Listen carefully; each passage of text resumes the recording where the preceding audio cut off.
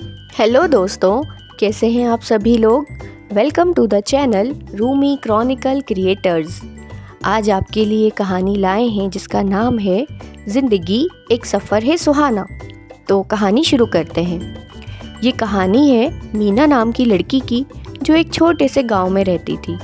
जो गांव बड़ा खूबसूरत था। सुबह की पहली रोशनी गांव पे पड़ते ही, जैसे ही सूरज गांव में चमकता था, पूरा गांव सुनहरी रोशनी से धुल जाता था।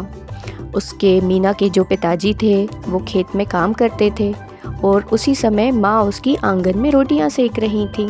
तभी मीना जो थी वो बड़ी होशियार थी, बहुत ज़्यादा पढ़ना चाहती थी। वो अभी 4th क्लास में ही थी, पर वो अपनी पूरी क्लास में सबसे ज़्यादा होशियार बच्ची थी। और फिर कुछ समय बीता। घर में ख़र्चों की कमी की वजह से पिताजी को आसपास वालों ने यही सब कहना शुरू कर दिया कि लड़की है, जल्दी शादी कर देना, क्या ज़रूरत है इतना पढ़ाने की।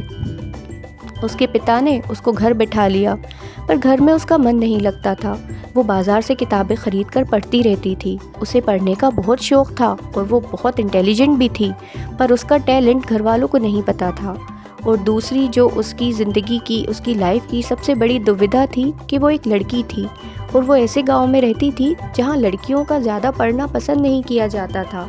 इनफैक्ट वहां ये सोचा जाता था कि लड़कियां ज़्यादा पढ़ लिख कर आखिर क्या ही कर लेंगी। ऐसी थी उन गांव वालों की सोच।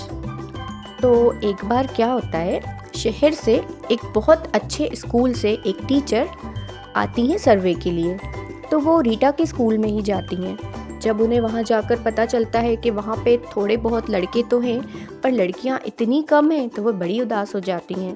पुराने रिकॉर्ड से पता चलता है कि कई होनहार बच्चियाँ, जो कि ख़र्च की वजह से और किताबों का ख़र्चा और यूनिफॉर्म का, इस वजह से उनके पेरेंट्स ने उन्हें घर बिठा के रखा है। तो वो पता लेकर उनके घर चली जाती हैं और वो मीना के माँ बाप से बात करती हैं कि वो उसको फ्री स्कूल में, हॉस्टल में खाना वगैरह सब उसका फ्री रहेगा, बस आप लोग उसके साथ उसको जाने दें मीना को, क्योंकि वो बहुत होशियार बच्ची है। उन सब बच्चियों में वो सिलेक्ट हुई है। तो उसके घर वाले पहले तो थोड़ा संकोच करते हैं, पर अपनी बेटी की खुशी की खातिर वो मान जाते हैं। अब मीना जो है वो बड़े शहर की चमक दमक में आ गई है। उसे यहाँ पे सब कुछ नया नया लग रहा है। तो ये है, अब हम आगे की कहानी भाग 2 में देखेंगे। तो अब भाग 2 में हम आपको बताएंगे कि शहर आकर मीना की लाइफ में क्या चेंजेस आए। क्या उसने अपनी परिस्थितियों का सामना किया या वे डर कर वापस गांव चली गई। तो थोड़ा सा इंतज़ार और मिलते हैं अगले भाग में।